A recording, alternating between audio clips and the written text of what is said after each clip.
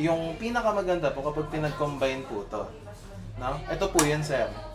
Ito po, maximum protection laban sa araw, maximum protection laban sa gadgets po. Compare po natin kung pang-araw lang po.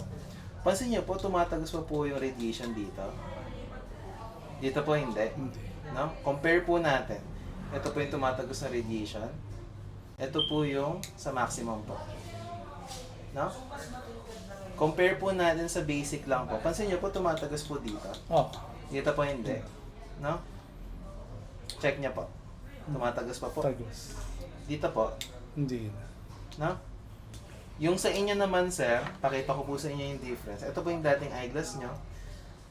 Kita niyo po. Oh. Tapos, compare naman po natin dito.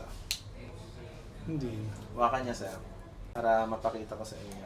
Sige po, steady lang po. Kita niyo, meron pa pong tumatagas po. Oh. Dito po. Wala na. No? Kaya kung gusto niyo pong mas maprotektahan po yung mata niyo, mas okay po sa inyo to, lalo na kung nagda-drive po. Alin po dito mas gusto niya, sir? Yung ano na. Opo. Tsaka mas darker po siya. Nakita niyo naman po. No?